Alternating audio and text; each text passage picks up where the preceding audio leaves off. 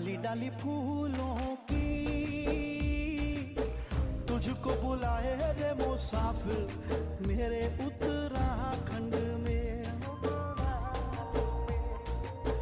बादलों की ओर के ओढ़नी वादियां गीत सुनाए। आज ईजा की रसोई में मैं आपको रस भात बनाना बताऊंगी। रस भात बनाने के लिए हमको चाहिए खड़ी दाल। खड़ी दाल मतलब साबुत दाल चाहिए।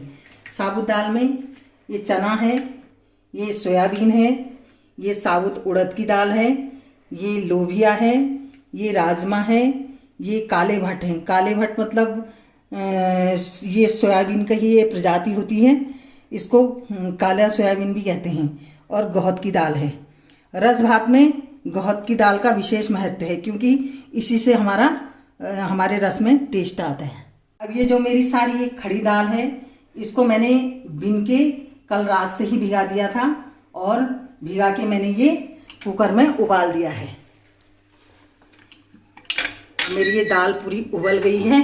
अब मैं इसके रस को छान लेती हूँ। मेरी दाल ये पूरी उबल गई है। अब मैं इसको छान लेती हूँ। अब मैं इसको छान रही हूँ।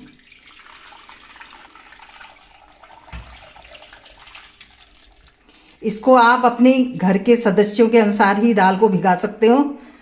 अगर ज़्यादा सदस्य हैं तो दाल ज़्यादा भिगा देंगे। अब हमने ये दाल छान ली है। अब ये दानों को हम फिर कुकर में डाल देते हैं। इसको हम बाद में छौंकेंगे, पहले हम रस छौंक लेते हैं।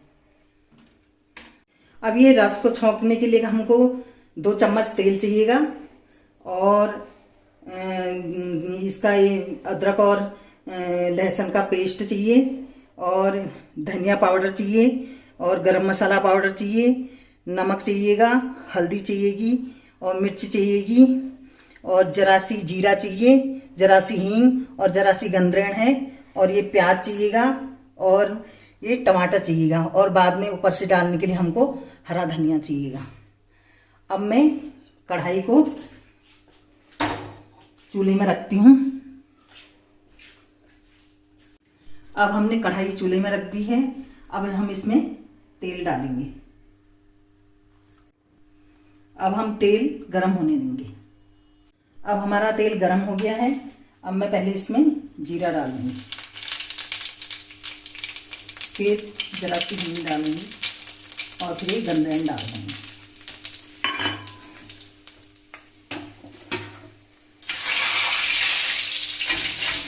अब मैं इसमें प्याज डाल,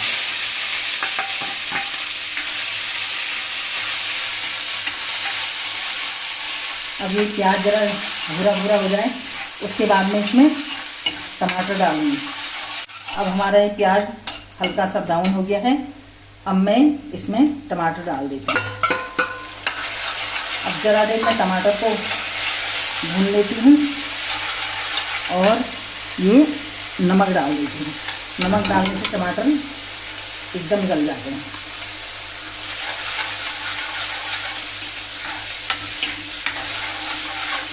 जरा देर में इसको भून लेते हैं। अब टमाटर हमारे जरा से गल गए हैं। अब मैं इसमें हल्दी डालती हूँ और मिर्ची भी डाल देती हूँ साथ में और ये धनिया डाल देती हूँ। गरम मसाला मैं थोड़ी देर में डालूंगी।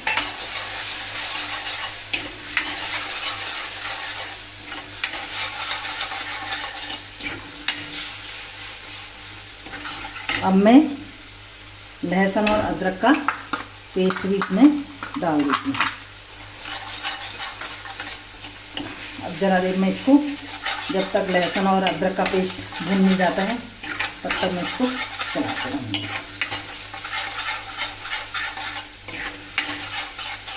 अब ये हमारे मसाले भुन गए हैं और इसने तेल को छोड़ दिया है।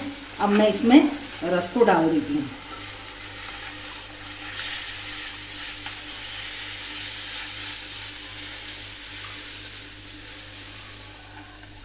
अब ये रस मैंने इसमें डाल दिया है।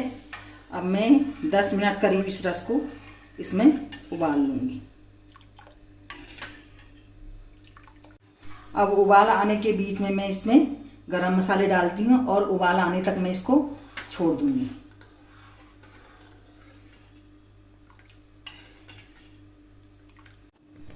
जब तक ये रस में उबाल आता है तब तक हम इसके दानों को छौंक देते हैं।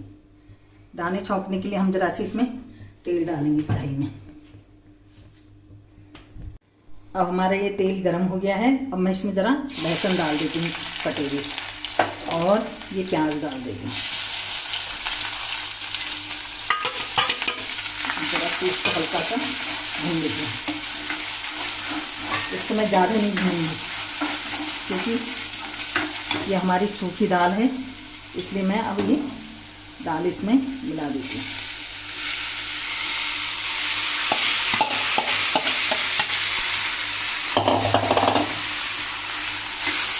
ये हमारी दाल ये चाट का काम करेगी।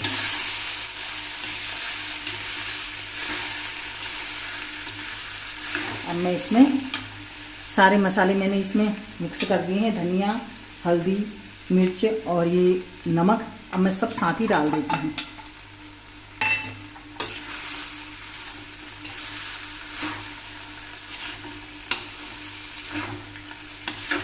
अब मैं इसको ज़रा देर चलाऊंगी, उतनी देर तक हमारा ये रस भी उबल जाता है।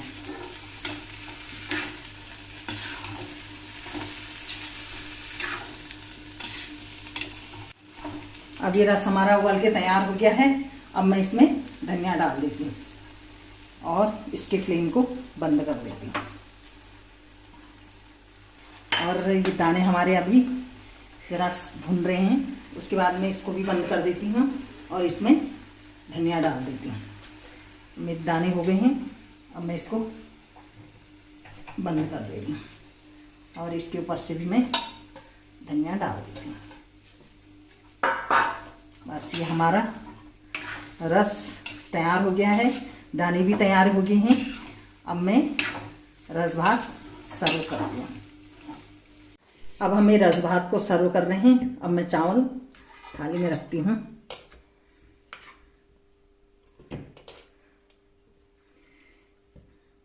ये गौत की जो ये रस है, रस भात जो है, ये रस जाड़ों में ज़्यादा उत्तराखंड में बनाया जाता है। ये यहाँ का पारंपरिक भोजन है और जाड़ों में ही ये बनाया जाता है और ये बहुत टेस्टी होता है, स्वाद वाला होता है, इसलिए उत्तराखंड के लोग इसको बनाते हैं।